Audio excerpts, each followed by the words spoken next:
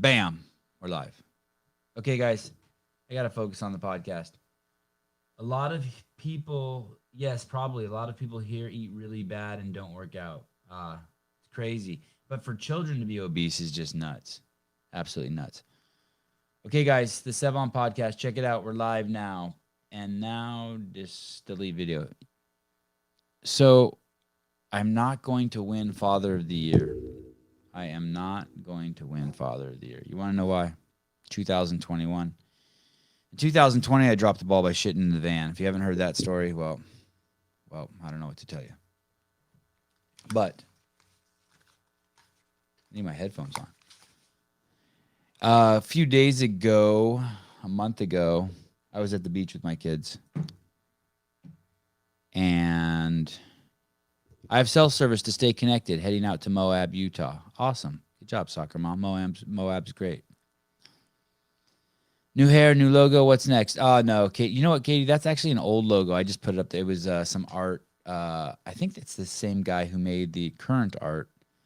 But I had never used that, so I just wanted to put it up. Just a picture of myself. Just thought it'd be cool. I don't know if it's anything official. Jason Watkins, Avi killed it this weekend. Thank you. Those girls were fast. You know what's amazing about that girl? In one of the, I'll put up more videos of his performances this weekend. He really did well. Avi, his first tournament he went to ever in his life was about 2 months ago, and he lost both matches. And then the last tournament he went to, he won one match and lost one match. And this weekend he won both of his matches in gi. That's when you wear the outfit, the karate outfit, and he won one of his matches in no gi and lost one match. And the match that he lost in no gi, he had no chance. Because fewer kids do no gi, it's a way larger group of kids. And it's a smaller group of kids, but from a larger spectrum, meaning there were older kids and heavier kids because they have to pull kids out from everywhere because no one wants to do no gi, I guess. So the girl that you see him go against, she's a martial artist. I think she's out of Hayward, California. She's a 4 to 5 day a week practitioner, the same as Avi. But what's fascinating about this girl is she recovered from leukemia. I spoke to her dad, and she's 3 years without in remission of leukemia. And that's the second time Avi's gone against her. She comes out hard, man. I thought she was going to get him this time. Props to Garth Taylor Jiu-Jitsu. So this is why I'm not – Garth Taylor Jiu-Jitsu is where Avi practices Jiu-Jitsu in Santa Cruz, California, until I move to Mount Vernon and toss him in with the Pedigo boys. So – and Joseph and Ari kicked ass too. Joseph went undefeated. Amazing. Oh, you want to hear Joseph's story? God, it broke my heart. I'll tell you Joseph's story. Joseph's my 4-year-old. But first I want to tell you why I'm not winning Father of the Year. So I go to the beach with my kids, and while I'm at the beach, someone tells me that if you put talcum powder on your kids after the beach, the sand will just come right off of them. So when your kids are covered with sand and you wipe it off with your hand, it hurts them and they cry. They don't like it, just like you wouldn't like it, right? And so I get to my car after the beach that day, and I'm like, oh, I really want to try that. And I have this this plastic container of stuff that looks like talcum powder, and it's called Gold Bond, but it's really foot powder. I put it in their feet. I put it in their shoes when they go skateboarding to keep the moisture out of their shoes. And I thought it was the same shit as talcum powder. Well, I sprinkled that shit all over their cock and balls, my 3 boys, and they started screaming. It started burning their penises and their balls. And as you might imagine, that ruined me. I felt horrible. I quickly grabbed their water bottle, just took off their clothes, pouring water on them in the van, trying to get all that shit off their cock and balls. So I will not be winning Father of the Year this year. It sucks. One mistake takes me out of the running. Last year I shit in the van. But one of these years I'll get it. Maybe 2022 will be my year. So Joseph, he was at the tournament. He's my 4-year-old. He won both his matches in gi, both his matches in no gi. And then the tournament director walked up, or someone at the tournament, I don't know if it's a tournament director, and says to my wife, hey, we have someone here who needs a consolation match. What does that mean? That means that someone has given them $130 and there's no one to wrestle them. So they're looking for someone to go up against them. So they choose my son. And my wife agrees. And I look over And they start the match, and this kid grabbed, and Joseph's high as a kite because he just won 4 matches, right? And he won 2 gold medals. And this kid grabs Joseph and slams him to the ground and bounces his head off the ground. Gets on top of him and full mount. Joseph pulls the kid's head down into his chest, and he stays there until he starts crying.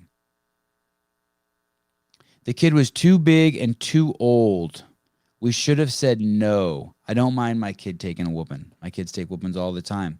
All the kids they go up against at Garth Taylor Jiu-Jitsu are bigger. But for a tournament director to put a bigger kid and an older kid against my kid just so that they don't have to refund the $130 is bullshit.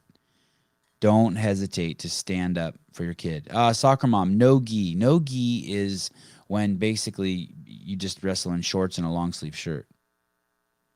And these same idiots who run this tournament, I went to the last tournament, I went to theirs.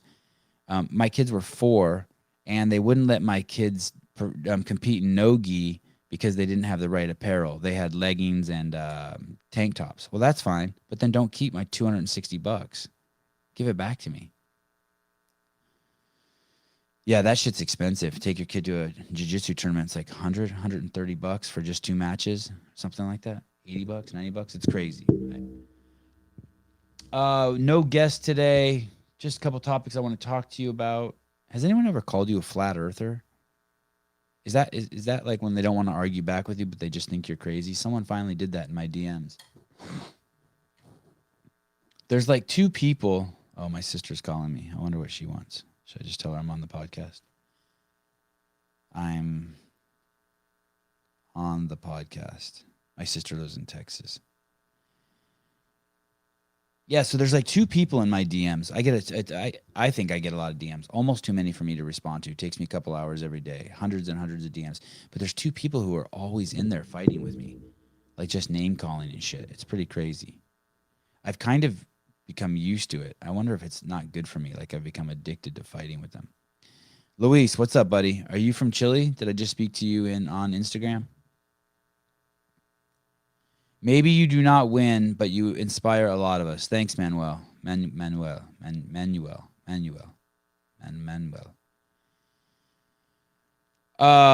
So I'm not a flat earther. I don't even know what that means exactly. I think that means you think the earth is flat. I don't really think about the earth much if it's round or flat. But if you were to ask me and tell me I had a choice of guessing whether it's round or flat, I would say round. It looks round when I'm flying in the air over it.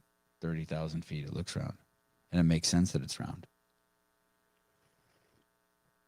Do flat earthers think all the planets are flat? What do they think about the other planets? I'm afraid to even waste my time to go to like a flat earth website and look about it. I should have a flat earther on the show just so we know what the rules are, what the details are. Because there's some like basic questions you want to know, right? Like what happens if you sail off the edge? Shit like that. How does the water stay in?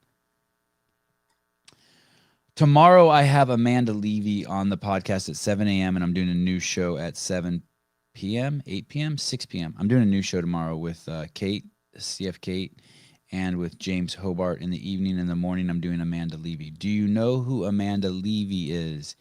Amanda, new word, Leve. If you don't know who she is, you should look her up. This isn't just a normal combat martial artist. This is a woman. And what I started getting addicted to as I started researching her is I started watching all of her mixed matches. What are mixed matches? That's where she goes against dudes. So there's tons and tons of content out there of her at these jiu-jitsu tournaments. I think they're jiu-jitsu tournaments. Maybe they're grappling tournaments. I don't know what you call them. I'm new to this shit. But she's going against dudes, and you got to see it. It's fascinating. There's this thing in jiu-jitsu, for those of you guys who don't know, it's crazy intimate. So my son does it, and the class is mixed, half girls, half boys, and it's so intimate. First of all, you're in between someone's legs like almost the whole time, and there's a lot of just putting your hands all over people's bodies. Whether you're a guy putting your hand in between another guy's legs or a woman or whatnot, it's crazy intimate. But there's this thing, and I can't wait to ask her about it, in jiu-jitsu where you're on top of someone and you basically post up. Imagine like you're on top of someone and they have their legs wrapped around you, and you post up by putting your hands on their chest, right? And so when you do that to a girl, you would think it might be a little awkward. so I was watching all of her mixed matches that she has with dudes, and all the dudes avoid doing that to her. And maybe that's not something you do. Maybe I'm just an idiot and I think that's something you do. But when I watch my kids do it, they do that. Like they post up on boys, girls, anyone, and they put their hands on the person's chest. And that's just like a standard move, like a reset, I guess. Someone here will tell us what that's called.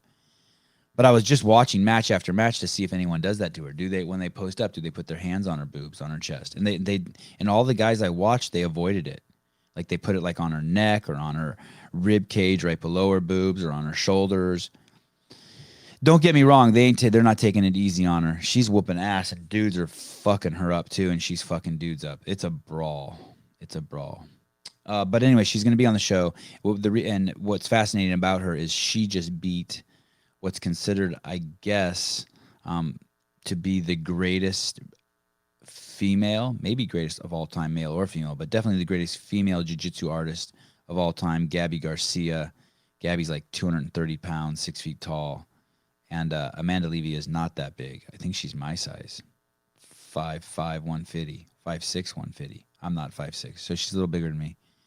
And she beat this chick at a big jiu-jitsu tournament. And it looks like Amanda Levy's going to enter MMA. So it'll be great having her on. She's young.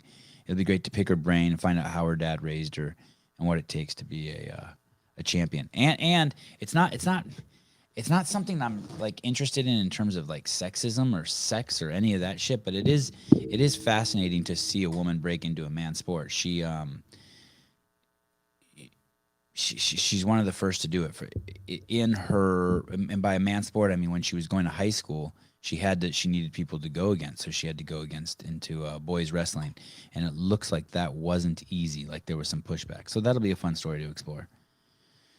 Okay, I told the Joseph story. I told the Amanda. We talked about Amanda Levy. We talked about calling me a flat earther. You guys want to talk about gay pride parade, LGBTQ? So you got to follow me here. This is going to take a little while to unpack. So I drive up to my kid's school the other day. He doesn't really go to school. It's a homeschool program where you're supposed to send your kid 2 days a week. But I don't want to get into details, but we avoid that. Anyway, so I pull up to the school. I'm dropping off some homework or some papers, or I can't remember what I'm doing. Some errand my wife sends me onto the school. And I pull up there, and there's a flag. There's the LGBTQ flag. It's a pretty rainbow flag with like this like partial swastika thing on it.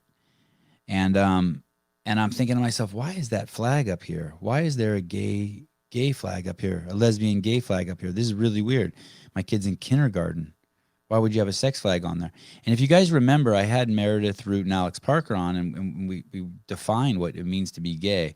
Gay is when you have a sexual attraction to someone of the same genitalia as you. You guys understand what that means? So like, I would be gay if I wanted to rub my face in Josh Bridges' genitalia. That would make me gay. So that's the definition of gay. And I'm thinking, why is there a gay flag in front of my kid's school? And so I was raised in the Bay Area. And as a young kid, I would go to the gay pride parade. I would take Bart to San Francisco. I went to the Love Fest. I did all that shit. It was fucking awesome. It was so fucking cool. I was just a wild 16 to 25-year-old regular boy who just liked crazy shit and liked looking at naked people and anything sexual. And very normal. I was very normal. And you would go to the gay pride parade, and there would be just this huge parade, and there'd be just dudes walking around naked. There'd be girls walking around naked too, but there would be like, it was basically a sex parade. It was all the enjoyment and I don't want to say excessive, but just bathing in just sexual stuff. You know what I mean? Like a guy with a leash walking two naked guys in leather chaps, shit like that. You know what I mean? Or like 4 naked dudes holding like a woman up on a chair. And it was just a wild thing. But it was all like, it's all sexual expressions. It was all sexually charged. There wasn't anything there like, hey, hire gay people because they're just as good as straight people. It wasn't like that at all. They're sex parades. And they were cool. I had a fucking blast. I could go there at 17 years old or 18 years old and just get drunk on the streets with my friends. There was no rules. The police didn't do shit. It was safe as fuck, unlike San Francisco today. And they were just cool people. It was just a cool scene. And I'm not gay. Not that I know of. And then I would do this thing called Love Fest, and that was out in front of City Hall, and that was a crazy thing too. Tons of people on drugs. But so and to this day, I pride myself, like I have no issues with dude parts. I think that men are beautiful. I have no, like I don't want to hold your dick, but if you had no arms and you needed me to pull your dick out of your pants because you had to take a pee, I'd have no issue doing it. It wouldn't scar me. I'm cool. Good. So I pull up to the school and they have that gay flag. So I look up the word gay, in the definition of gay is that basically it leads you to the word homosexual. It defines gay as being homosexual. So then I look up the word homosexual, and homosexual is having sexual attractiveness to people with the same genitalia as you. Sexual attractive. So I look up the word sexual attractiveness, and sexual attractiveness is when you want to have intimacy, sexual intimacy with someone, regardless if they're boy, girl, whatever, dog, cat.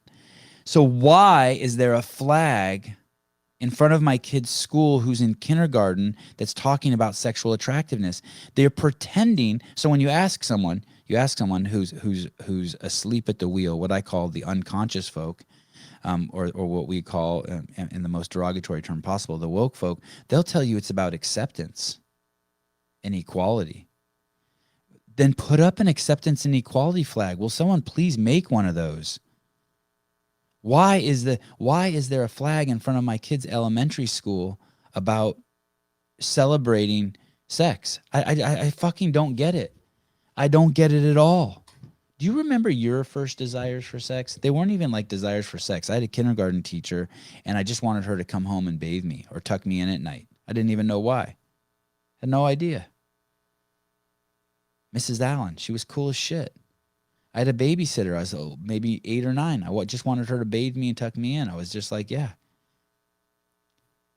But it wasn't sex. You didn't know what it was. And when my kids do learn about sex, why can't it be just showing 2 zebras having sex? Why can't it be a biology course? Why can't it be why does it have to be through gay pride flag? I don't fucking get it. I don't get how that's okay with anyone. I don't like, even if you're gay. If you're gay, it's even worse. It's even worse. Why? Why are you doing that? Why not just have an equality flag on there? A flag with a heart that says love everybody. Why does it have to be attached to sex? And why do the rest of us just accept that? That the LGBTQ flag, and I apologize, there's some other letters and numbers and shit after that. Why does that have to be the equality acceptance flag? Oh, because they've been put down and they've struggled and blah. It doesn't matter.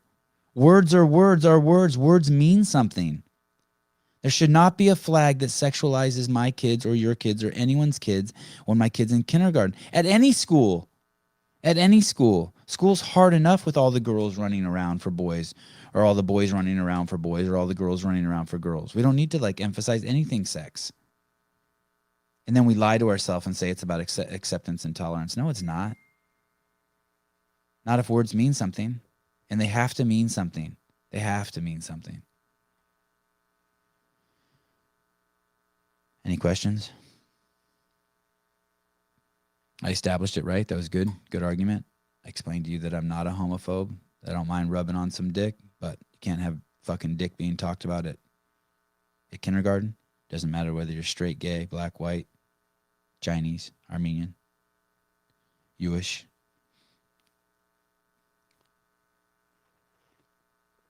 You think Amanda Levy was scared when she went up against Gabby Garcia? How was she not scared? I'm going to ask her tomorrow. Were you fucking scared? Should I bookend that with, should I talk about how cool gay people are to kind of bookend it, to fight off the haters? First I showed you that I'm not afraid of dick. Then I talked about how stupid it is to have the gay flag at elementary school. Now should I make it like a perfect shit sandwich and be talk to you? I mean, how cool gay people are as neighbors. Generally they make more money, they're nicer, they're cleaner. They can watch your dog, shit like that. I mean, because I'm scared someone will think I hate gay people. Nah, I think I did a good job. I'm done with that. But anyway, my kids won't go to a school with a sex flag out front. They don't do it. And I'm not going to lie to myself ever. I am not going to lie to myself and tell me it's an equality flag. I know what equality is. I know what equality is. I don't fucking need you to tell me it has anything to do with cock and vagina. Shit, I don't want to rant. I don't want to yell at you guys. I'm cool. You're cool. We're chill. Okay. Next thing. There's an affiliate owner. I believe that maybe I should look this word up. I'm going to look up the word contagious. I think that obesity is contagious. I think fitness is contagious. I think we're all just mirrors here. I really mean that. I don't think that there is anybody here except one person, and we're just all mirroring each other. I really think that that's the essence of our reality. I know. If you call me crazy, whatever. I don't care. Maybe I am crazy. Let me see. Contagious. I'm looking up the word contagious. Okay. Contagious is transmittable by direct or indirect contact with an infected person. Let me see if I can get a better definition. Different definition. Something used for contagious diseases, exciting similar emotion or conduct in others. There we go. Exciting similar emotion or conduct in others. Basically what I'm saying is that if you light up, when I used to watch Mad Men, do you guys know that show? I would start to, every time I watched that show, I would want to take like a shot of whiskey, and I didn't even drink hard alcohol at the time. I was like a beer guy. Or I'd want to smoke a cigarette. And why? And the reason why is because I would see him do it, and it looked so fun. And so then I'd pour myself a drink, and then it would never be fun. Or I'd run to the store and get a pack of American Spirits, and it would never be fun. It would never be as fun as I saw on there. And every time any of us does anything, we are screaming to the world that it's okay to have that behavior. You guys know that about me. I've talked about this a million times. And so everything you do is contagious, like really contagious, like more contagious than this thing that we're scared about. Are you excited for the Matrix Resurrection? I guess I didn't like any of the Matrixes after the first one, to be honest. There's this affiliate owner who's telling me that I'm using my platform in a very bad way because this situation we're in is very serious and very scary, and that he has a doctor come into his gym every single day at the beginning of a class or at the end of class and tell everyone about all the horror stories he's seen in his hospital with people being infected by this current situation. And I'm like, first of all, you're fucking insane if you let a doctor speak up at your gym. You're insane if you don't listen to a doctor with a huge, huge filter on. There's two things you need to know about doctors. And I know this is a bit of hyperbole, but you can ask the doctor. Doctors are trained to find what's wrong. They're doomsday people. It would be like asking a prison warden if the world is safe. No, he sees criminals all day. Doctors see just bad shit all day. You let that guy come in and talk freely to your gym members every day and tell them about all the shit to be scared of? Insanity. Anyway, obesity is contagious. Fitness is contagious. Being nice to people is contagious. It's all contagious. This isn't semantics or poetry. I mean it like it's truth. It's contagious. You should have Travis Bajan on. You and him would be great for a podcast. Those of you who don't know who Travis Bajan is, he was one of the stars of a movie I made called Pulling John. If you have not seen Pulling John, you should see Pulling John. I promise you will like it. I know that's self-serving, but it's the truth.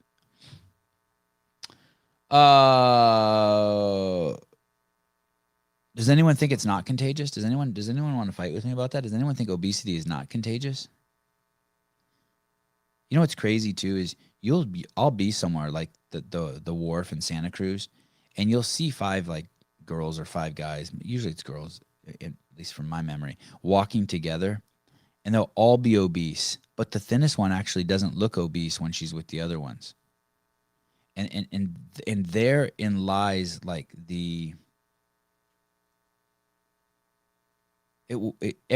everything is all relative. The baseline for everything is all fucked up right now. The baseline is everything. Did you guys see Noah Olson like dropped down to 185 pounds or something? He tried to lose a bunch of weight, like 10 or 20 pounds. And I didn't see the ridicule. I only saw praise for him. But people, I guess, ridiculed him. And then he apologized for celebrating his weight loss, and that it may have hurt some other people's feelings. And when you do that, when you apologize for someone else's insanity, what you're really doing is validating their insanity. You are not being nice.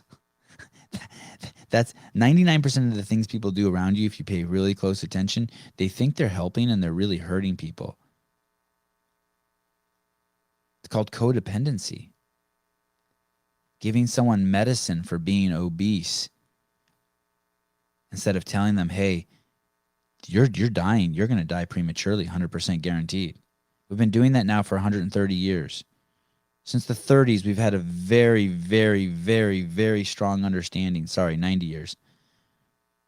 We've had a very, very strong understanding that sugar is killing everyone on the planet, that it's the cause of everything. You just have to look a little bit. Not that far either. They're Nobel Prize winners and shit like that. Since the 90s, we've known that since the 30s, for 90 years, we've known that sugar is basically at the source of all current diseases. I know you guys want to be like, no, it's oils. No, it's cell phone towers. No, I'm just telling you 90% of all the issues, all the sicknesses that we're having, especially the ones that are happening prematurely to people, dementia, heart disease, type 2 diabetes, the kidney failure, it's all sugar shit. And we've known that. And instead of just saying it, the whole medical system has become codependent. What's codependent? That's when you, instead of telling, you basically help someone manage their problem instead of helping them fix their problem. It's fucking stupid. It's horrible. Julie Bauer, I am pretty sure my turning point was when you spoke about being healthy as a social responsibility. Yeah, I mean that's the real that's you want to be good? Yeah, that's it. Those are the heroes, the people who lose weight, because they took the whole journey right in front of us. But Sevan, there's a difference between losing weight and being healthy. One step at a time, people. One step at a time. Let's not worry about the skinny fat people. Not yet. Let's just, holy shit, 271 days sugar-free? Incredible. That is incredible. If it's contagious, how do we change what we are going to catch? Man, that is a good question. That is a very, very good question. And that is when you have to be, that's awesome, Anthony. That's when you have to be hugely, hugely honest with yourself. You have to be mentally so strong. So when the rest of the family sits down to watch another episode of Ozark, you haven't exercised, you go in the garage. You don't let that be contagious. That lifestyle they're living be contagious. You have to make your lifestyle contagious. You have to make your disease, your way, the strong one. I know, isn't that great, soccer mom?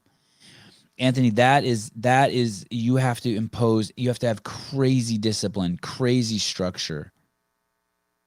You have to impose your will on yourself. It's really the only place you can impose your will. Yeah, that's a tough one. It's really, really, really, really tough. You have to be mentally strong. You know, I saw this thing the other day. It said, you are the 5 stories you tell yourself the most. And we've all heard you are the 5 people you hang around the most. It's both of those, right? So you have to keep telling yourself these great stories, and you have to also hang around great people. You have to try to hang around like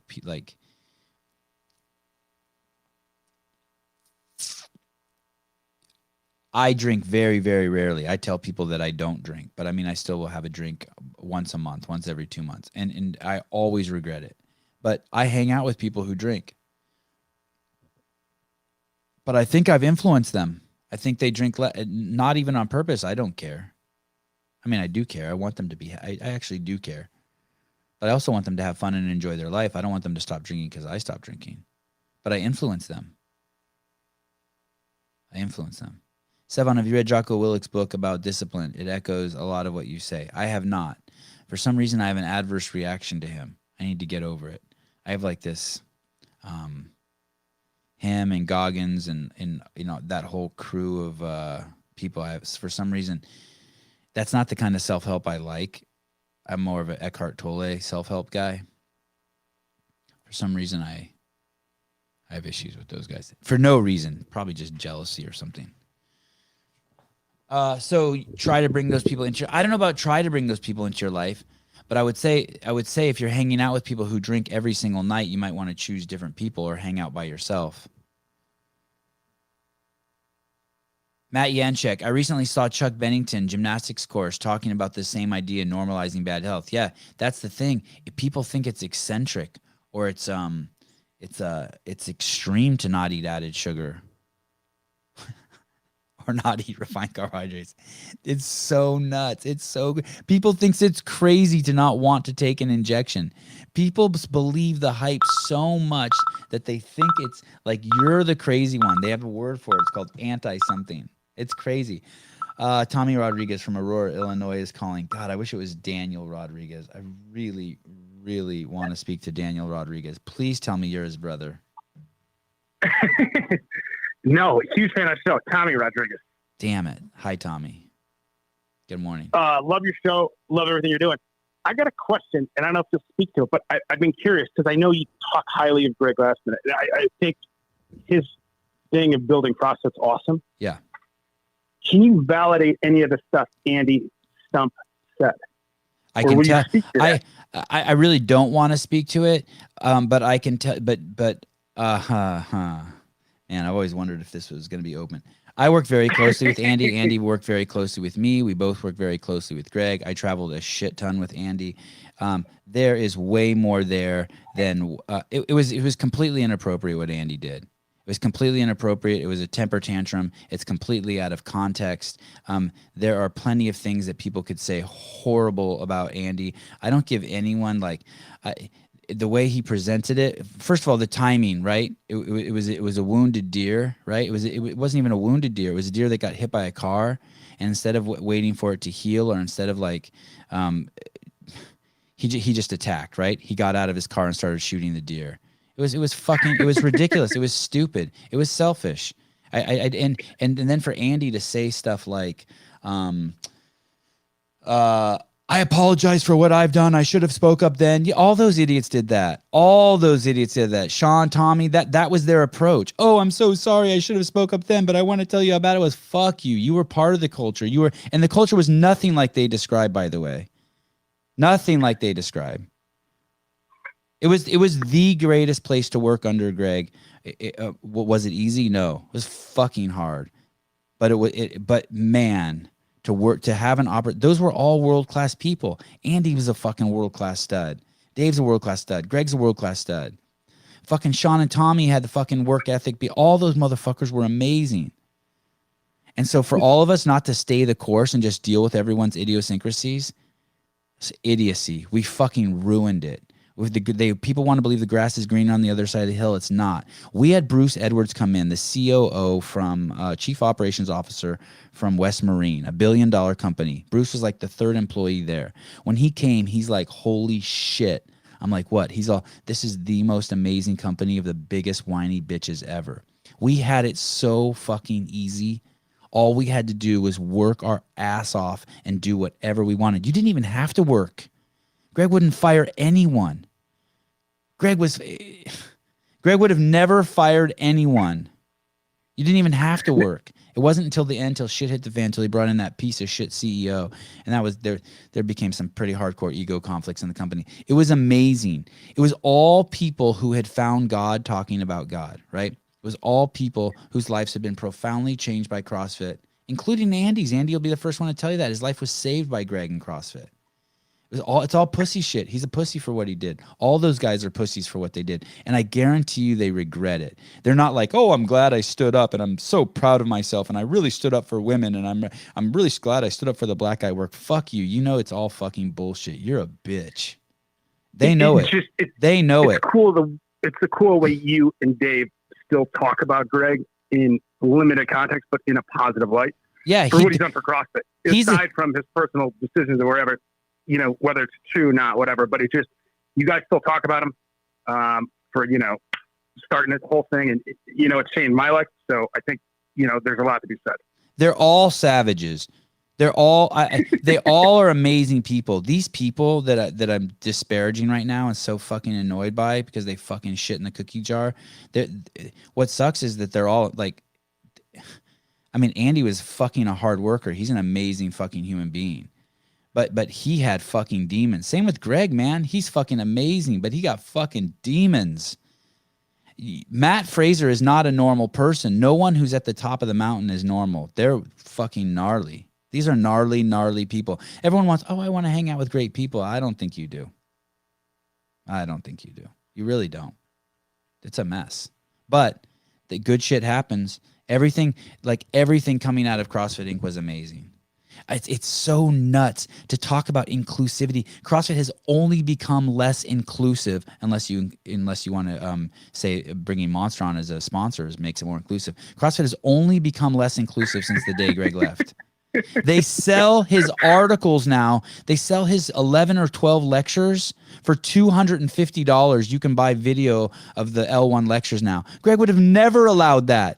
And they're talking about inclusivity. What happened to the program that me, Rory, Greg, Michelle Moots, and Jenny Blau started in the garage at CrossFit Inc. that was for fat people and old people and people who couldn't afford CrossFit?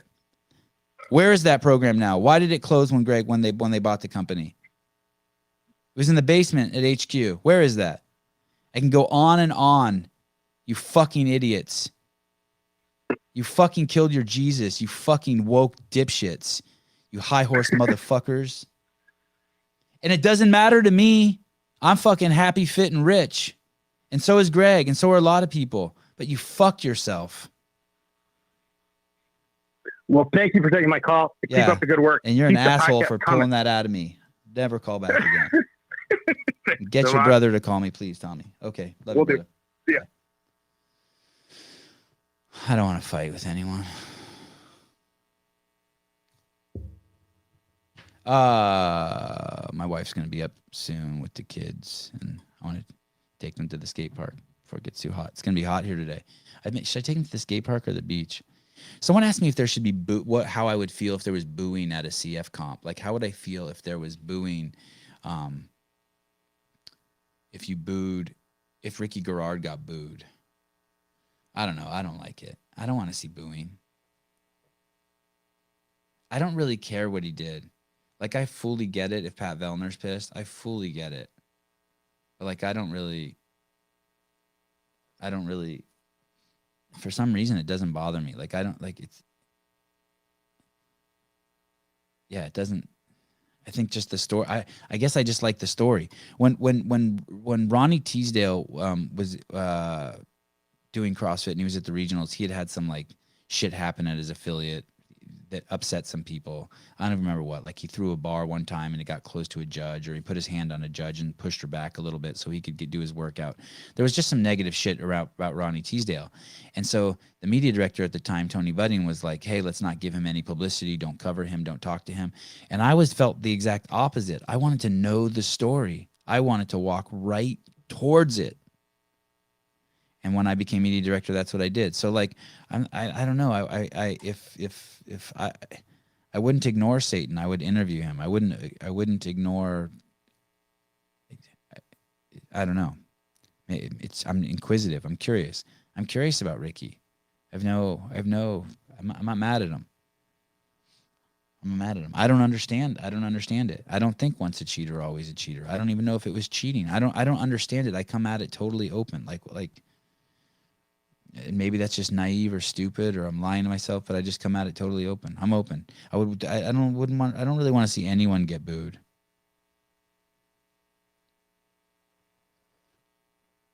Not anyone, at least, that's trying to do something good. You're watching this during school? What do you mean during school? How are you watching this during school? You shouldn't be going to school anyway. You should be doing some reading and math every single day, and then exercising all day, every day. Picking up trash. I saw a guy sitting on the edge of the road yesterday in San Jose, California, which is just south of San Francisco, California. San Jose, California is the Silicon Valley. It's like where Apple and Facebook and all that shit is. And don't anyone correct me saying, no, it's actually Santa Clara, blah, blah, blah. Shut the fuck up. It's San Jose. And so there's a guy sitting on the side of the street in a lawn chair holding up a sign begging for money, and all around him is trash. And I'm like, dude, why? Like, how are you not picking up that trash? How? Zachary Capes, what do you think about the affiliates only making $200 a month or whatever that Chalk Up article was about? I don't know what you're talking about, but every time someone sends me a DM and I get one of these every 2 weeks, don't you think it's fucked up how much CrossFit costs? Don't you think it's fucked up how much affiliates charge? I want to fucking reach through my phone and just slap the shit out of the person on the other side. I wish that every affiliate owner was rich as fuck. I don't care if they charge $1,000 fucking bucks a fucking week. I wish they could. I can't wait. I want them all to be filthy rich. They should give nothing away free unless they want to give something away free. They owe nothing to anybody. All of that shit is free on the internet. These people have dedicated their lives to helping other people. That's what they do. Well, that's what the women have done. Dudes get into training because they want to meet girls. Uh-huh. Yeah. All of them. So I never wanted to meet any girls, so I didn't get into training. I don't care how much affiliates charge. I want them to be rich. I think it's a fucking noble, amazing profession.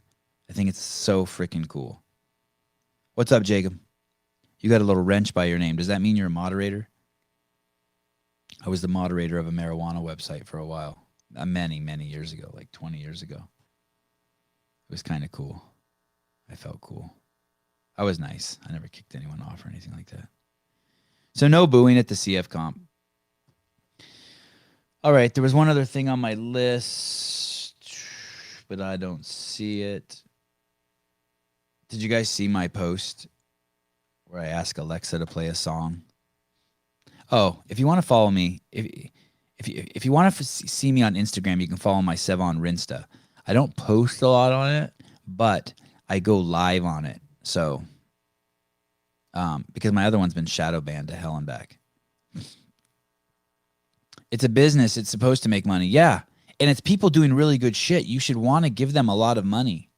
I want to be like, how do you clean the bath? Like if you really want to go to an affiliate, I can't see an affiliate saying no to you if you said, hey, I'm going to show up 20 minutes before every class and clean the shit out of your bathroom, and I'm going to bring my own bottle of spray and rags. I mean, dude, bam, bam, you got your own. You now have a membership. What are you doing?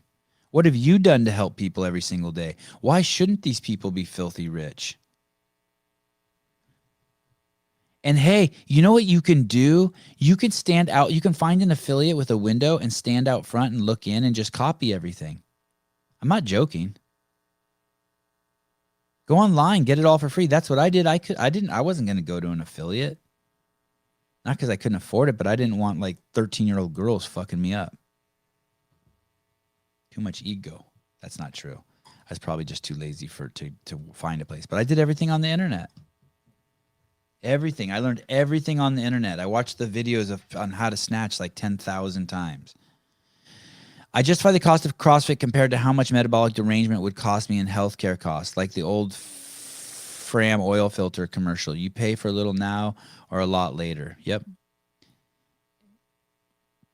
I mean, I like the shows with guests a lot, but these are nice. Uh-oh. That's some passive-aggressive shit. I can't tell. Nick of Time, the reason why I'm doing this show today is really just to get reps in. So yesterday morning, I'm like, holy shit, I didn't do a show Saturday. I didn't do a show Sunday. That's not something I want to do. I want to get reps in. I want to get practice in. And so then all day yesterday, I started writing. Anytime I had an idea of something I wanted to talk about, I brought up. So that's why I brought up the gay flag, the flat earth thing, Amanda Levy tomorrow. Oh, do you guys want to know who else we're going to have on? We're trying to get Alexander Volkanovsky on this week and Josh Bridges at the same time. That would make me cool as shit. You think bench pressing 300 pounds makes you cool? What if I get Volkanovsky and Josh Bridges on the Sevan podcast? That'd be dope.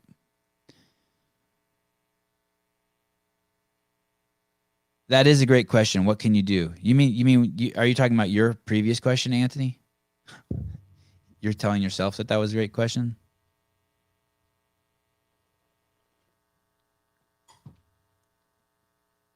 Okay, one more subject.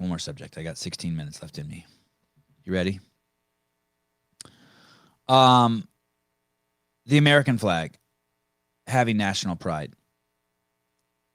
Christianity,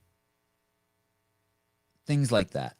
Ideas, beliefs, methodologies, lifestyle choices, lifestyle practices, paradigms, beliefs, paradigms. Paradigms. Let's look up that word paradigm real quick before I get too carried away with it. Let's see. See if I can even pronounce it right. Here we go. Paradigm. Definition. An outstandingly clear or typical example. A philosophical, that's definition number 1. Definition number 3 of paradigm. A philosophical and theoretical framework of a scientific school or discipline within which theories, laws, and generalizations and the experiments performed in support of them are formulated. So I'm not talking, yeah, sure. Okay. So paradigm. I was never a big fan of Christianity. I was never a big fan of national pride. And now at 49 years old, I get it. It's something you should fake because the alternative is worse. You should read the 10 Commandments and you should try to follow them. You should have national pride. You should believe in your country. You should believe in the land you live in. You should appreciate your house, your yard, your kids, your country, where you live. It's a form of being thankful. The alternative is horrible, and we're seeing it happen now. You want good Christian neighbors. You want good Mormon neighbors. You want good Muslim neighbors. You want people who love their country. And you want to fake those things because it makes you a better person. It makes you a better citizen. Want to talk about abortion for a second, or do you want me to keep talking about the flag? Why it's so important to love your country. It is really important. It's amazing to me that the people who are okay with abortion and that the people who are not okay with abortion like don't see the common ground of how they both are really passionate about something that's really important. It's so important that everyone has control over their own body. It's so important we don't kill babies, if that's the argument. I don't know if that's the exact argument. Like, those two people should be like, holy fuck, let's sit down and figure this shit out. Why are they fighting with each other? What a fucking daunting task to try to figure that one out. Which one is more important than the other? But they're both so noble and valid. Defending the rights of people over their bodies? Fuck women. Of all our bodies. Fuck you guys for always getting all that shit. Men and women, humans. And killing babies? Jesus Christ. It's the worst thing you could fucking do. Let's figure this one out. It feels weird. There should be no absolutes. Pat Vellner called me an absolutist. And then someone said that's the most absolutist thing you could say. Call someone an absolutist. There should be no absolutes, but the benefits of acting as if the U.S. is the best and worth keeping that way is more useful than the other. Yes, that's my point. Don't worry about it being arrogant. Don't worry about it like hurting other people's feelings. Yes, you're absolutely right. It doesn't matter. You're absolutely right. It doesn't matter. It's okay. We have the best country. We have the best people. We have the most freedoms. Let's run with it. Our flag is cool as shit. Our flag is cool. It's okay to say the Pledge of Allegiance. It's okay. It's okay if you don't believe it to fake it. It makes it better. I'm not suggesting you be fake. I'm not suggesting you do it to the extent to make anyone else feel better like the woke crowd does. I'm not suggesting that like you can apologize your way out of something that you're not sincere about because you hurt someone's feelings. It's the kind of the opposite of that. I'm suggesting you take pride. It's like your house. You pick up, when I pull up to my house, I pick up the trash around my house. It's like you take pride in your house. And you're okay if other people, like the people in Portugal, think their country's the best. Awesome. Yeah, it's fine. Think Texas is the best. That's cool as shit. You're right. Yeah. Unfortunately, it's starting to seem like you might be right.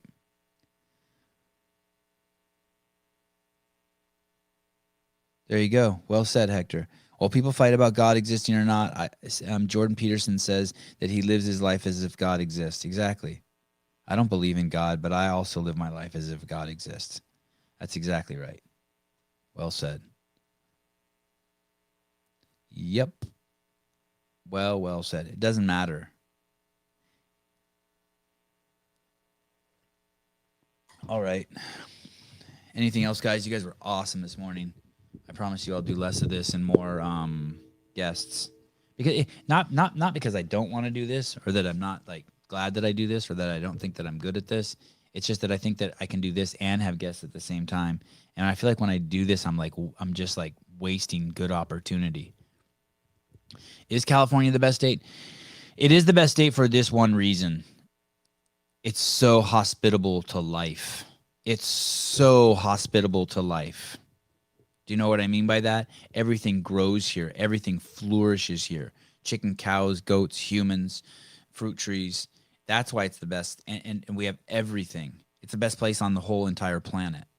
I mean, I'm open to there being like 20 of the best places on the planet, but it's fucking good. I suspect there's some places in South America that are similar along the coast, like in Chile and shit. Mark Fuentes, I don't believe in God, but I live my life as if God exists is one of the dumbest statements I've ever heard. Mark Fuentes, I think that people who believe in God are some of the dumbest people who've ever lived. Why would you believe in something you could know? But that would be only if you care what words mean.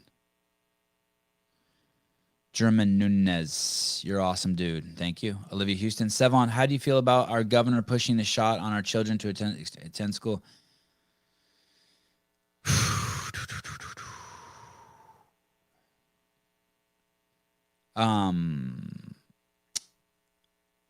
You know, I think I don't think I have a clear thought on it. I mean, obviously, I'm so against harming kids. I'm so against injecting kids with anything. I'm so against the story and the narrative of lies that have been spun up in order to justify hurting kids.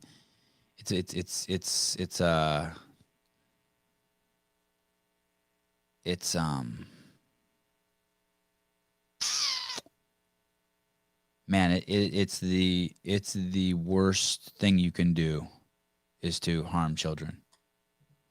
And there's no expense should be spared in order to make sure.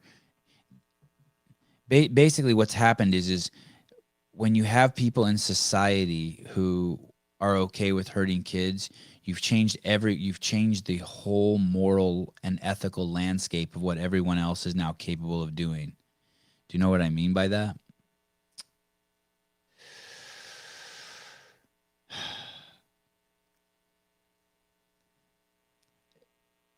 What it requires in a human being to defend kids and what it can pull out of human beings is man, I would have to guess it's the most powerful thing on earth, even more powerful than sexual desire, the desire to protect your kids.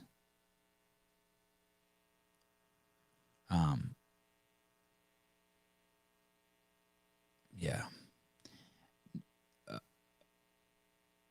Mark, I feel you. I love the conversation. We'd have to define so many things. We'd have to define what believe is, and we'd have to define define what God is before we even go down this rabbit hole.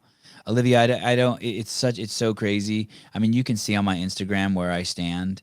You can see the way I raise my kids, the way I stand. I don't.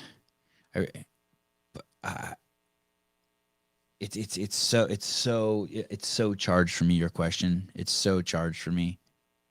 I wish I want to articulate it in a very extremely sober way, because right now I just feel like lashing out. Like I feel like I'm in my cave and two bears just walked up to the entrance, and like I just want to shoot and ask questions later.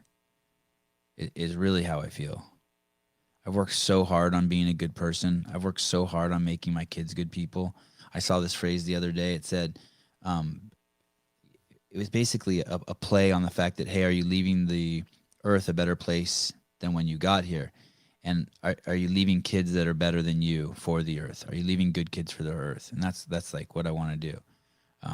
But like that question you asked me about how I feel about coercing children to get injections under the guise of what? To protect them, to protect other people, to help obese people, to help sugar addicts, to help, like who does that help? There's no, they're at the top of the food chain. I don't need to help. I don't need my kids to do anything to help anyone. Zero. I don't care. I don't care if my parents die or your parents die or 100 million people who are 80 years old and 30 years complicit in their demise. I don't care. I want to protect all the kids. I don't care. I don't care if I die at 80 years old. I don't want a 15-year-old wearing a mask so I can live from 80 to 84 in a nursing home with dementia, self-inflicted dementia. I don't want that. I don't want to be that person. I don't ever want to be that. I don't need the way I see what's happening right now. The metaphor I see is all of humanity is standing at the edge of a cliff, and there's something approaching us, and we're scared of it, but we don't know what it is. It's in a cloud, and we're told we can stand and fight whatever's in the cloud. It might not even be anything bad. It might be just a bunch of naked men and women who want to hug. Cool. But it's a cloud, and it's coming towards us, and it's ominous, and a bunch of us are scared. And so you know what we're doing? We're jumping off the cliff with the guarantee that we'll live 2 more minutes in free fall. I don't want to do that. I'd rather stand and fight or see what's in the cloud and hug it out than jump off the cliff for a guaranteed 2 more minutes of life. And that's what we're doing as humanity. That's what our leaders are doing. They're so scared of what's coming that they're demanding all of humanity jump off a cliff with the guarantee that we'll live 2 more minutes. What are those 2 minutes? That's before we impact at the bottom. I'm not doing that. I'm not jumping off the cliff for a guaranteed 2 more minutes. I'm not doing that. I'm not having my kids do it. I'm not having anyone doing it. I'm standing our ground. I'm not afraid of what's in the cloud. It's not even that I'm not afraid. I am afraid. I'm as equally afraid as I'm not afraid. I just don't, it doesn't make sense to me to have all of humanity jump off a cliff knowing that the bottom is going to race up and hit us in 2 minutes. No, thank you.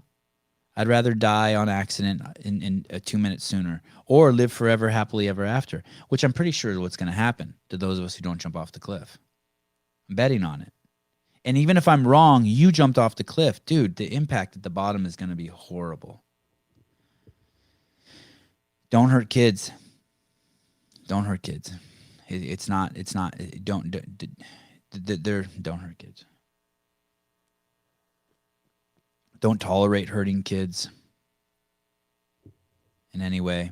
Don't justify it. Don't justify it. Don't say they're just doing their part. Don't talk about what's best for civilization and humanity at any cost for kids. It's all lies. It's all just manipulation. It's bad. Okay. Mark Fuentes, I hope you and I both have moments today where God uses us. Because that's when you know God. When God's using you, when you've surrendered and he's using you. You ever throw a tennis ball and you're like, oh shit, that was God who just threw that. Now that you have been pinned as the COVID guy, what are you not getting to talk about that you would really rather talk about? I don't know, sex, drugs, and rock and roll. Party, nudity. I love nudity. Funny. My mom thinks I should be funny more. Always wanted to be a comic. I don't know. Happiness. I'm really stoked on people like Tony Robbins and Joe Rogan and all those guys coming out now and fighting. It's cool. 2 more minutes and I'll have been on an hour. Does anyone want to call them? Wish me a good day. 928-583-3903. Kind of settled in. I'm gonna fix my office. I want to show you guys my office. Because it's embarrassing. It's embarrassing to even say I have an office. I'm in this room that's detached from my house. Not detached. It shares a wall with my garage. But man, it's a mess. But I want to get this thing all organized and cleaned out. So when I get a sponsor and this show starts making a shit ton of money, I can invite people over and have live people in here. It would be really cool. You guys can always send me DMs telling me what guests you'd like me to have on. The best way to do that is to send me their Instagram account, because then I can quickly just go check them out. What happens is with Instagram and my DMs is that people send me stuff that needs attention, but it can't get attention from Instagram, right? So like you send me a 2-hour video and I'm like, oh shit, how am I going to watch that?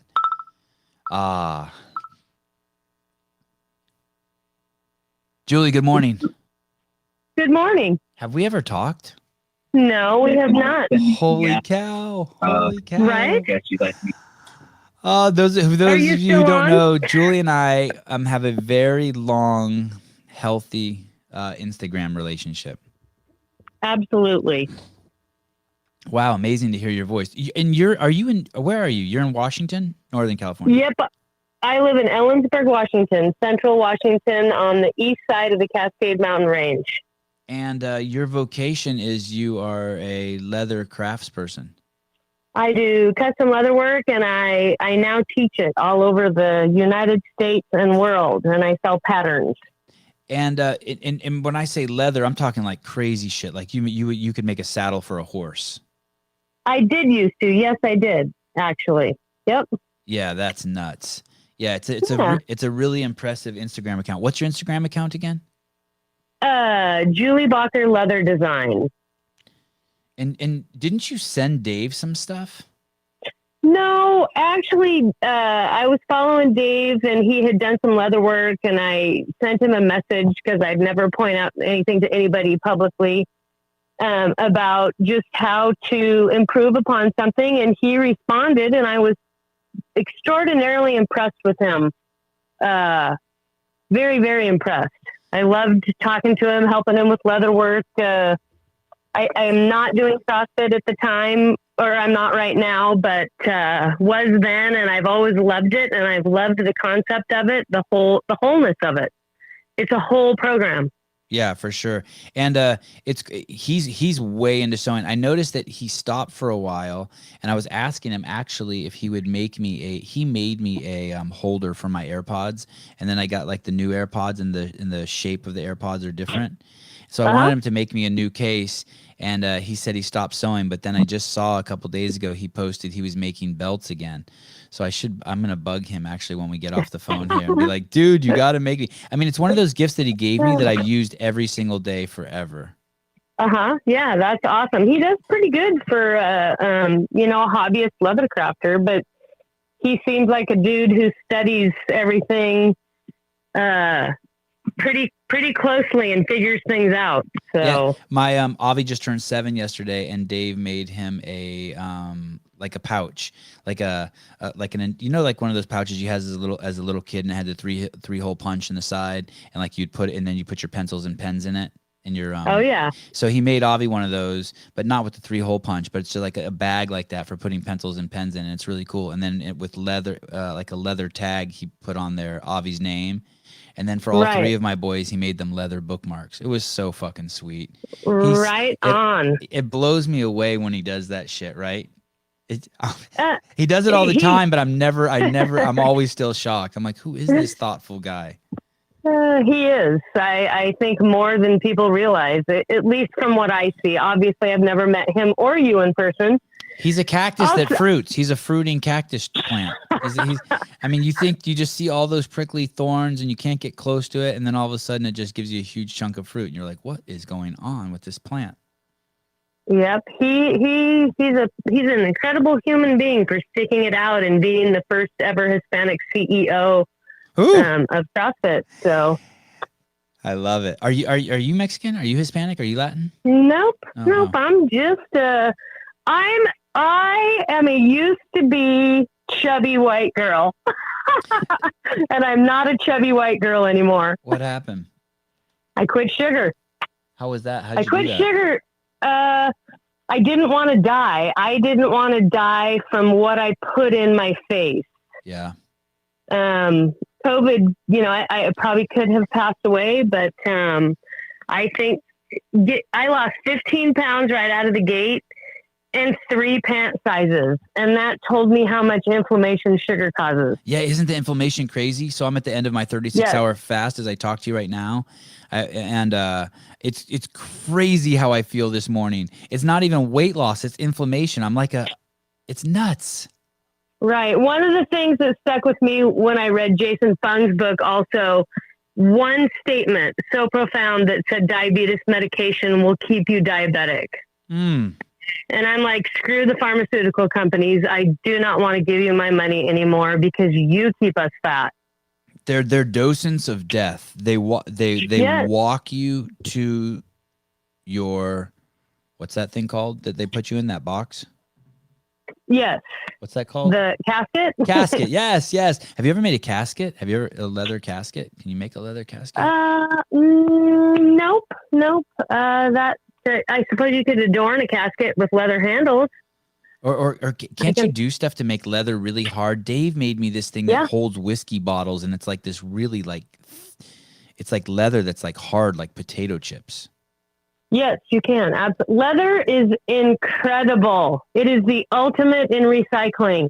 It also holds your steak in your steak. Yeah, it holds it envelops that steer and keeps it good and healthy until you decide to eat that beef. So that's a great. I like that. Leather is amazing.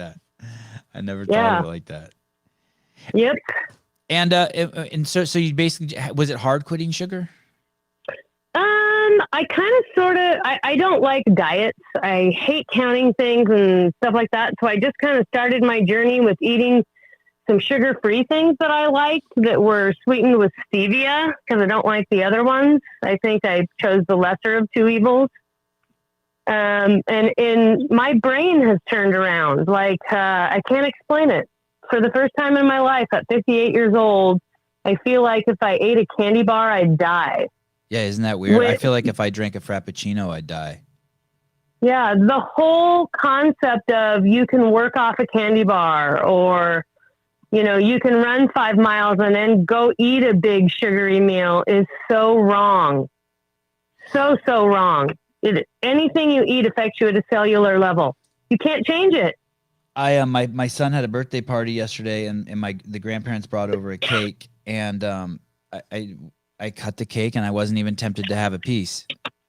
And you know what? I know that behavior is going to affect my kids. I know they're going to remember that when they get older. So my kids had a piece of cake, and I know when they get older, and of course I will let them have a piece of cake. It's their birthday, for Christ's sake. But I know they're going to see that. I know they're going to be like, wow, my dad had discipline. Wow, my dad didn't eat cake. That's interesting. That's okay not to eat cake. The day I knew I had kicked it was Easter, this year Easter. My son said, "Hey, what's for dessert?" And I was like, oh my gosh, I didn't even think about making one. And I'm a foodie and I love to cook and bake. And I was pretty proud of myself at that point. And he said, "Hey, you ever going to make me an apple pie again?" And I said, "You know what? I will, but it'll be with maybe a sugar alternative because I am not bringing white sugar into my new home. It will not come in the door." You got a new home? I'm building a new shop and classroom. Yeah. Oh, that's awesome. Wow. Yep. I had this guy on the podcast, Julie. His name is Heath Pedigo. I don't know if you heard that one. He's the guy. He's 39 years old. He's a jiu-jitsu practitioner out of Mount Vernon, Illinois, and he has that. Mm-hmm. He rented an abandoned dry cleaner, and he lets boys sleep in there and practice jiu-jitsu. And out of that, 8 years later, there's all these world champions coming out of this shithole in Mount Vernon, Illinois. It's like this. That's awesome. Doesn't even have like hot and cold running water, right? And it's exploding. They're exploding on the internet, on Instagram, everywhere. And the boys are amazing, and the discipline and the strength and everything coming out of there. So I started looking at homes in Mount Vernon, Illinois. I thought, oh, maybe I can live in Mount Vernon, Illinois.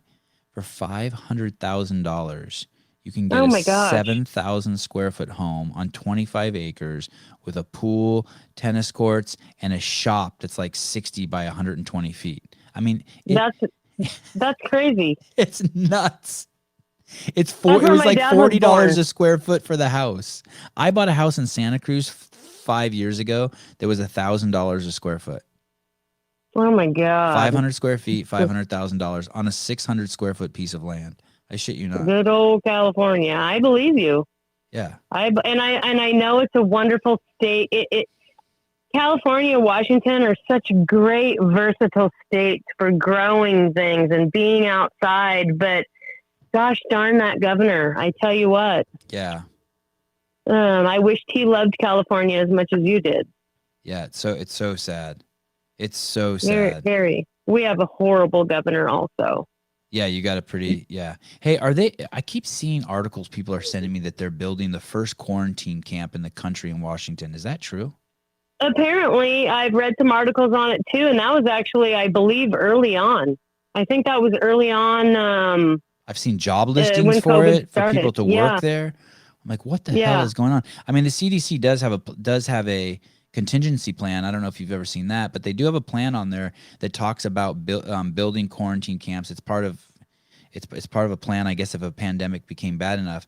They have this plan, and basically it's to gather up all the old people and start putting in all those people who are in jeopardy of getting sick into these quarantine camps. Which is funny is that's what they should have done from the beginning, not put people in camps, but they should have suggested to be the sick people who get quarantined. Healthy people should never, ever, ever be quarantined. Exactly. I had a paramedic friend tell me that he had noticed when COVID started that the CDC site changed that right away. They took it off their site. The policy. He said he said we were never trained that. We were always trained to quarantine the sick. Yeah, it's a trip. Someone even sent me a link the other day. I was reading on the CDC, and they were justifying. They were saying that you may see things that look like they're forced, but they're for the betterment of society. It was some crazy wording like that. I was like, wow, this is some scary shit. And you talked earlier in this podcast about talking and planting seeds and what we can do. And this whole entire world has been changed by people planting seeds and with words. That's it. It's as simple as that. Man, it has nothing to do with anything else but words. Yeah, words are most people have no idea the magic of words. It's literally like a cartoon. They are literally casting spells. They're creating reality with words. That gay flag thing, I don't know if you heard my rant in the beginning. That gay flag thing is just amazing. The gay flag is conflated. Heard it presented. I never heard it presented that way, and I loved that. Loved every piece of it. Yeah. I love me some gay people and some straight people. I love me some sex. I love fucking human intimacy. The more human intimacy, the better. Let's all get naked and bathe together. But please don't conflate that with equality. Not to my 5 or 6 year old, my 5 or 6 year old little kids. Yep, I agree. I absolutely 100% agree with that. Julie, this is the greatest way ever to end the show. 8:12 a.m. for both of us. Well, thank you. I appreciate it. I appreciate you taking my call. Yeah, well, thanks for calling and validating my show. I'm like one of those weird internet shows that only gets one call a show. I'll see you on January 6th, 2022 at the skate park so I can shake your hand. But I'll probably hug you. I love it. All right, girl. You think I'm kidding? I do think you're kidding. You're not kidding? No, probably not. Okay, good. It's very possible I'll see you. Tell me what city you live in. I want to look it up on the map when I get off the air. One more time? Ellensburg, Washington. Ellensburg, Washington. Okay, I'm looking for a place to live. Perfect. All right, I'll talk to you later. I'm moving to Montana. Okay, have a great day. Bye. Bye. Well, that was fun. What an incredible thing technology is. All right, guys, thank you very much. I will talk to you guys tomorrow. We have 2 shows tomorrow. Amanda Levy, the great Amanda Levy. Please look her up, Google her. You'll enjoy the show. Should we take one more call from Louisville, Kentucky? Matt, what's up? Hey. Oh, it's the other Matt. It's the other Matt? I'm sorry. Matt from South Florida here. Oh, hey, Matt from South Florida. Yeah. I was trying to squeeze in the last call. Yeah, that was pretty good. You guys are making me feel important. I keep trying to get off because I'm running out of shit to talk about, and then people are calling in, making me feel popular. Well, here's the deal. you've inspired me at 49 years old. We're about the same age to quit paying for CrossFit in the mornings at 5 a.m. class and paying for jujitsu in the evenings and just doing garage CrossFit at home. What are your thoughts on that about? I really, really, really hate to take a dime from the great affiliates, but I also think that one of the coolest things about CrossFit is the fact that really what it's done is it's made every sport out there grow, because we get all this fitness and then what are we supposed to do with it, right? And so now you're doing something with it. You're making it into a practical application to make yourself better at defending yourself and those around you. Yeah, I started CrossFit in 2014 after watching the algorithm brought up on YouTube, Killing the Fat Man. Ah, yes. And that inspired me to join CrossFit. I lost over 50 pounds in about 6 months. Crazy. Doing CrossFit. But in the 7 years I've been in CrossFit and I've kept the weight off, I ended up getting super healthy, ended up donating a kidney to my wife, which is almost like a Navy SEAL type gauntlet that you have to go through to be able to donate an organ to somebody. But they just don't see super healthy people come in for organ donations. But but in the 7 years of doing CrossFit, I never heard until listening to your podcast about Greg Glassman a few weeks ago, the top of the pyramid is sport. And I've been sitting on the fence about jujitsu for years, because I grew up and in the 80s doing Taekwondo, got into the 90s doing kickboxing competitively, and then doing tough man fighting, all stand-up sports. Wow. But then had a kid and I got tired of getting punched in the head. So I always thought about doing jiu-jitsu. I've been sitting on the fence for about 20 years until actually watching the Daisy Fresh series. Yeah. And then so good. Yeah. And then everyone go watch you that. Talk about absolutely. And the Hillbilly Hammer, the good old Kentucky boy. I'll get him on. So, yep. So, but I'd never seen the poster, never heard of it talked about in CrossFit in our box. The pyramid, which right. I don't know if that's unusual or if that's a common thing. that you wouldn't hear about that in a CrossFit box, but until you started talking about that, I think it's common, but it is also unusual. Like, I think a lot of people, affiliates, don't talk about that. They don't talk about nutrition. They don't talk about, because they're so excited by the movement. I don't mean that as a dig towards affiliates, but it's cool that you found that. Yeah, it's just constantly, yeah. Yeah. Hey, so wait a second. I've got a couple questions for you. Why did your wife need a kidney? Man, 2014, while she was diagnosed, she was going through chemo for 16 weeks for amyloidosis. And I was just laying around while she was sick, laying in bed, watching TV with her and just being by her side and just gaining all kinds of crazy weight and just feeling sorry for myself and the situation that we were in. And I just came across the CrossFit thing, and the amyloidosis was like a manipulated protein where it got misfolded and it would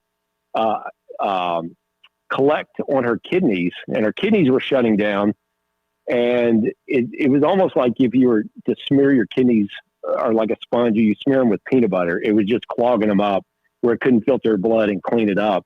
So she got down to about 25% function. We had to go in and do a stem cell transplant. Spent about 6 weeks in the hospital doing the stem cell transplant. They collected her stem cells and then gave them back to her after high dose chemo, and that just sort of rebooted her system. And then, and that's what this mRNA vaccine stuff is. Just they've really been pushing us to get the vaccines, and we're like, but that manipulates your proteins, and we're just not.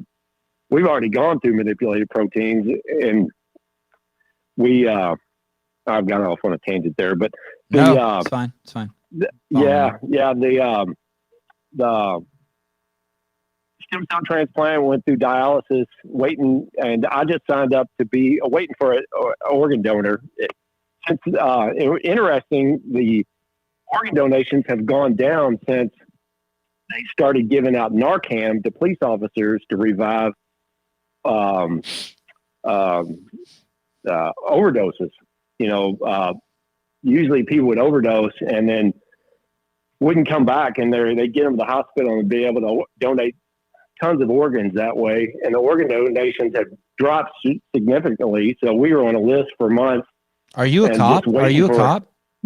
No, I'm a middle school. My wife and I are both middle school teachers, but we just sort of learned all kinds of, the transplant game, and I just wanted to go through it to see what the process was. And she had her bone marrow transplant nurse sign up, and she was a cross match. She was going to be able to donate if somebody else matched my wife. She could donate to that person, and we could cross.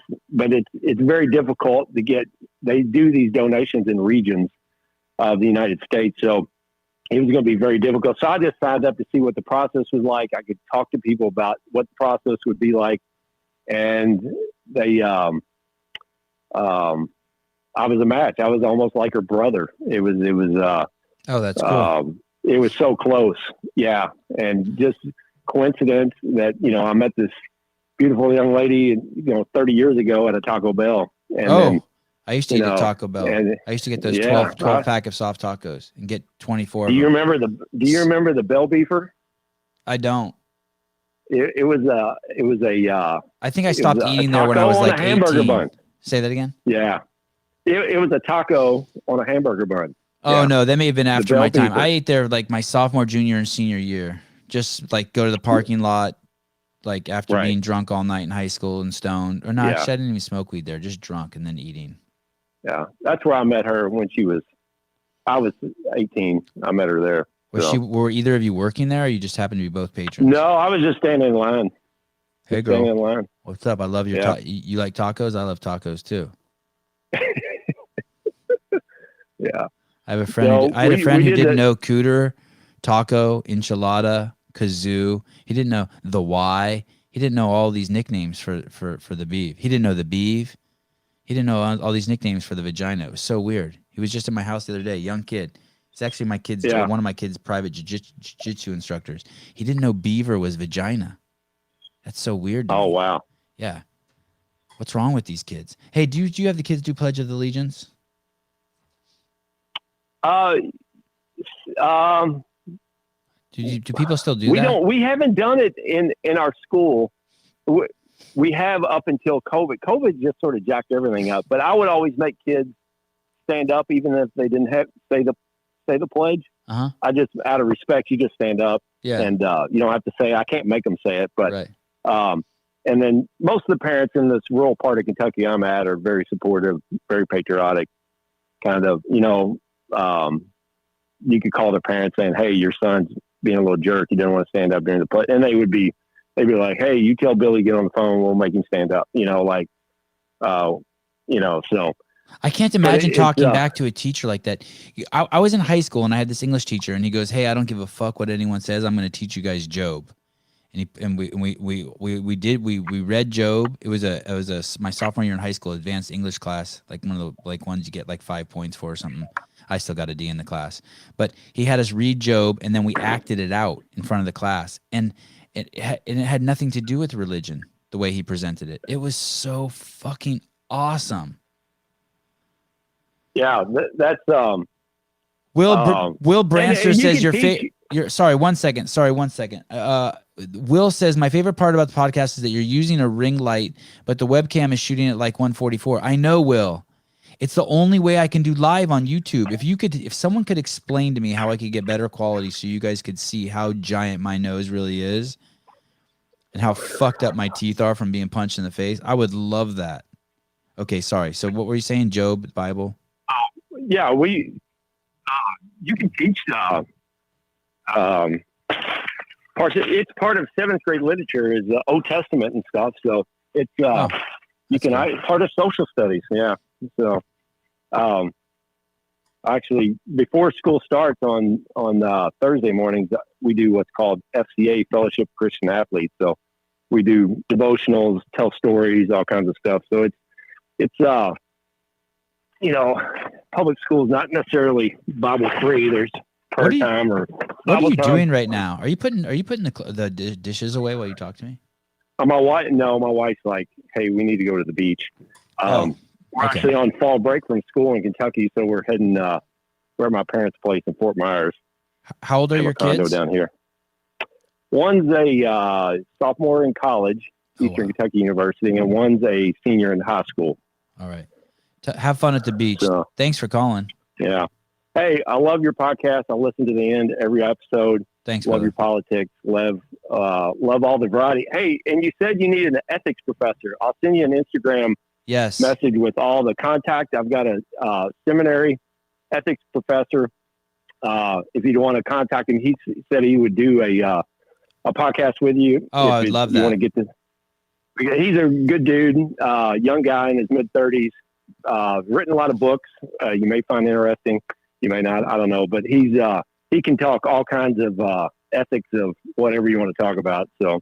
Yeah, I need someone just to explain the basics. We don't get it. We're told what the choices are of what to think, and then we fight. It's like we're just being manipulated to fight about the topics they want us to fight about based on the premises they want us to fight about. And it's like, I don't even know if we're thinking correctly. I don't think most people even know how to think. That's what's so crazy. Yeah, and you also said, I think right before the Heath interview, that you needed help with the podcast. I need so much help. And George jumped on, and he sort of stopped in mid-sentence there. But we never did find out exactly what kind of help you needed. So here's the thing. This thing is like, it's not easy working with me. Like, I am going hard, but I am wasting so much opportunity. And there's no money in it, but I need someone who believes in me, who thinks, holy shit, this could be fucking huge and we could get rich. But if we don't, I don't give a fuck. I want the experience and I want to be a part of the show. That's the way I would think of it. That's the way I do think of it. But I need it. What a shame it is that I have like all these awesome guests on and that I'm not making cool Instagram clips for them to help promote the future shows. What a shame it is that there's not a Sevan Podcast Instagram handle. What a shame that I don't go live on that. What a shame that like there's not a Sevan YouTube clip channel that's like just huge. I mean, there is one. It's just not. It gets no attention and no love. So basically, it's just me and Matt Souza. There's other people who've wanted to be a part, but the idea of wanting to be a part versus being a part is something totally different. Like there should be someone. This software I'm using has the capability that if I had a producer who came on every show with me, when I talked about like just the Old Testament right now, or we talked about like this ethics professor, they could be pulling up that guy's Instagram account. Or when I said they don't know the difference between beaver and vagina, someone could have pulled up like a clip from the Leave It to Beaver show. That shit should be happening. I don't have anyone to do that. And the thing is people say they want to do it, but they don't really want to do it. I do shows at 7 a.m., 12 p.m., 3 a.m. Like I call you at the last minute. No one wants to do it. No, either they don't want to do it, they don't have the capability to do it. Whatever the reason, they have excuses, and I don't have those excuses. I'm fortunate enough to where it's like, hey, I do this show around the time I spend with my kids, and I need someone who will jump on board and be full blast with me, who believes in the show. And you just can't find people like that. You just can't. Yeah, I wish I was retired from teaching where I could have the flexibility with the different time zones to be able to help out, but I've got to finish out the last few years to get my pension. I understand. I ain't hating. I appreciate you asking so that I could get on my high horse. Yeah. Now I'm excited about the 500 episodes we're going to be able to listen to. So, and I'm going to get bigger and bigger guests as people start having more and more belief in me. I think we're on a good, steady ascent. Ooh, Jorge Ventura, Alexander Volkanovsky. Man, we're getting some good people. Amanda Levy tomorrow. I'm pumped. Heath Pedigo. We got some people. I got Guy coming up. I believe we're going to get Sarah Sigmund's daughter on still. I got Guy, who just signed up with Mayhem, coming up, I think, this week. We got good stuff. And I got this ethics professor. You're gonna send that to me? How are you going to send that to me? In a DM? Instagram under KY Tech Teacher. Are you going to drink at the beach today? No, I actually don't drink alcohol. Oh. I got one kidney. I want to keep it clean. Right. But I've just never been into alcohol. Sort of like when Heath was talking about it, it just never been an interest of mine. I grew up around an alcoholic grandfather. So and his sons were alcoholics. It just never seemed like a lifestyle I wanted to have. Yeah. So not that I would turn out that way, but I just never. How about Frisbee? Do you play Frisbee? Will you play Frisbee at the beach? No, my kids are at that point where they just don't want to play Frisbee. Oh. So you're wanna just lay going to there go and there girls. and pretend you're laying out and having fun with your family, but out of the corner of your eye, looking at girls running around in their bikinis. No, I listen to podcasts and then keep my marriage of 30 years together by not looking at other women in bikinis. All right. All right, brother. Thanks, Matt. I appreciate it. Have a good day. All Bye. right. Later. I use Riverside FM. Maybe he'll get big enough to have Matt Fraser. I should invite Matt on. I can't even get a hold of Matt. Oh. Time to start the day, 8:30 a.m. Going to go have my third cup of coffee. It's too much. Love you guys. That was fun. I'm going to be high all day from this. This was really cool. Thanks, guys. Peace.